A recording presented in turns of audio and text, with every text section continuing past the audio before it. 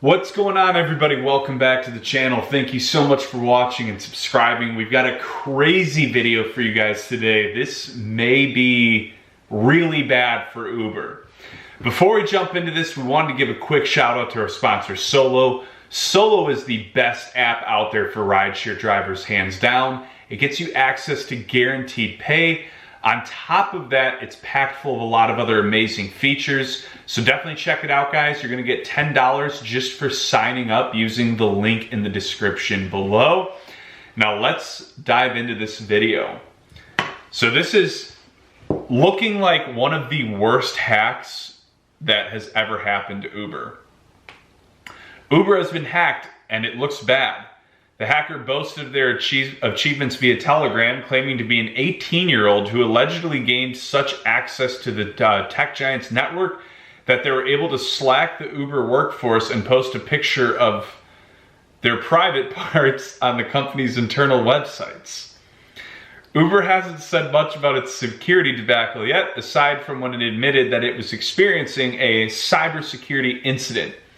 The company also posted a brief update in which they claimed that there was no evidence that the incident involved access to sensitive user data. Online security researchers have been quick to analyze the episode, parsing what tactical mistakes may have led to the breach based on the information leaked by the culprit. Granted, everything that the hacker has said at this point is only alleged, and it's not exactly clear whether they're telling the truth or not. However, several experts said about the hack that they think it may be.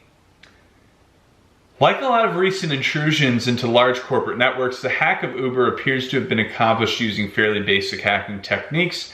Indeed, if the culprit does turn out to be a teenager, it would mean that one of the biggest tech companies on the planet was just hacked by someone who likely doesn't qualify as more than a script kid.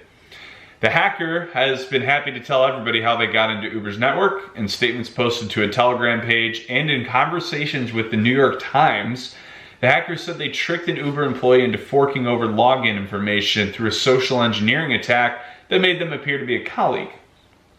That seems not really like hacking, just like manipulation.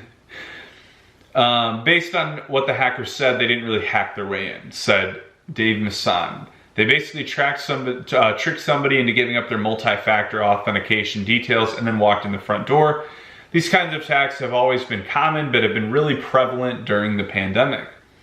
The attack appears to have allowed the hacker to gain access to the user's VPN, which provided access to Uber's corporate network. From there, the hacker discovered a document or internal access share that included login credentials for other services and areas of the network.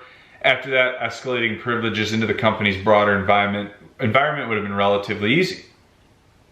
A flaw in MFA. For a long time, we've heard that the surest way to keep our digital lives safe is to use multi-factor authentication. MFA authenticates users by forcing them to present multiple blah, blah, blah. You guys know what multi-factor authentication is, I'm sure. But they are considered vulnerable to a degree, which is that they can be easily outmaneuvered by a hacker who employs social engineering or basic man-in-the-middle style attacks to garner login credentials. Interesting. You know what I love about this? And I do think it's completely true just because of how Uber's handling it. And we'll see what this kid's actually done. But right now, all that we know that he's done is he gets in and he posts some naughty pics in the Slack channel. And for those of you that don't know what Slack is like a workforce communication. It just has little channels and you could categorize it, you know, marketing department, sales department, internal, IT, and then like general, and there's all these different channels, and it's just a really easy way to communicate with people you work in. But you can do pictures, videos, voice notes, all kinds of different things. And so he could do all this stuff, and he gets in and posts a picture of, I mean, I guess I don't know if it was his, but someone's private parts in the Slack channel, like just to screw with them. And then he's on Telegram boasting about it. And there's a really messed up part of me that just kind of hopes this is completely true. Right now, I think it is. I mean, I feel like if the New York Times is looking into it, they wouldn't do that just over a Telegram comment. They would do that if there was some validity. There's crazy stuff in Telegram that they could do articles on all day if they believed it. But they haven't in the past But this time they interview the kid. So very interesting. It'll be fun to see what happens from this. Hope you guys enjoyed this.